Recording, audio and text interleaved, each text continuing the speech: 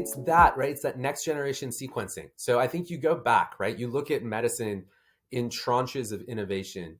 And one of the biggest innovations that we had in the last 20 to 30 years was imaging, right? So it was, I could tell something was going on musculoskeletal system wise, but I needed to be able to get precise imaging to really fine tune what was going on. And I wanted to avoid invasive procedures, right? So I didn't want to have to cut. I didn't want to have to biopsy. I just wanted to see. And what happened, right? We had this amazing influx of technology on the imaging side. We saw moving from X-rays to CT scans, moving from CT scans to MRI, moving from MRI to fMRI, and then you saw, even CT scans start to move to PET CT. So imaging has that renaissance, right, so to speak. Circulatory system hasn't, right? So blood draws have been blood draws, right? So I try to measure a metabolite or an analyte, and we've had metabolic panels, we've had blood counts, we've had very similar types of blood tests. Now, I think what excites me is that's completely changing, right? So not only can I just do the entire genome sequence with a relatively simple blood draw, I can delve deeper, right? So my previous position at a different company, we could detect cancer before you could see the cancer, right? So I just knew there was tumor DNA in the bloodstream. At Scipher, what we're doing is we're detecting the ability of your body to react or not react to very specialized drugs based off of your gene expression. So we actually even moved from analyzing DNA to analyzing RNA.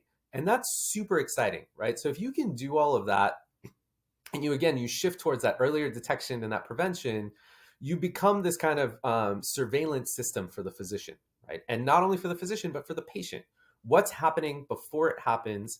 And then before it happens, how do we prevent it from happening? What's the best case scenario for me? And I'm okay with the diagnosis. You may still say I have rheumatoid arthritis, but I know that I'll have well-controlled rheumatoid arthritis and I'll live a high quality of life because we were able to detect it earlier.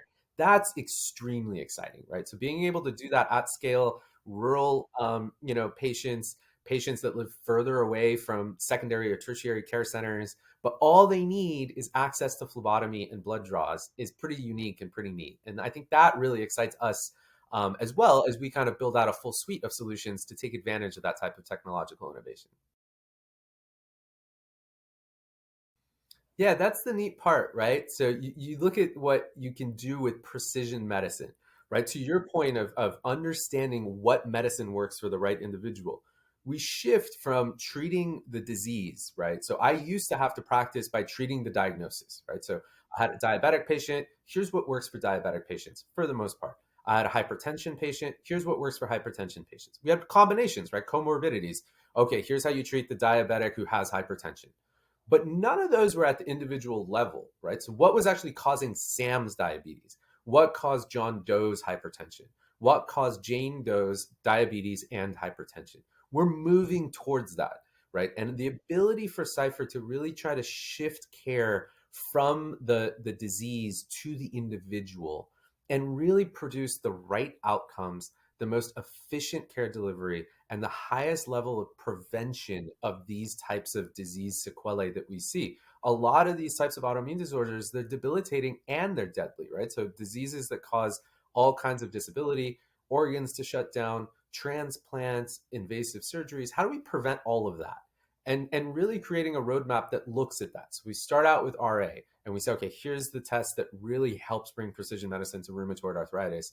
What else can we do in the world of rheumatology, right? So what about psoriatic arthritis and psoriasis? And then beyond that, right, what are the other autoimmune disorders like ulcerative colitis and Crohn's disease, the irritable bowel disorders that cause so much issue, but could so easily be mitigated, again, with earlier detection and prevention? And then you start thinking wider, right? What about Alzheimer's and multiple sclerosis and ALS? Any scenario where the body attacks itself could become something that we really develop more precision medicine tests and solutions that are available to physicians and their patients to get that type of care. So you saw that in oncology. We used to call it the big C, and it used to scare us. We used to stay up at night. But when precision medicine came to oncology, it stopped being the big C. It was just cancer, right? Which is a crazy thing to say, but it was because we had so much innovation that allowed us to treat it and to work towards remission and curative states. And that's exactly what Scipher Medicine hopes to bring to the world of precision immunology.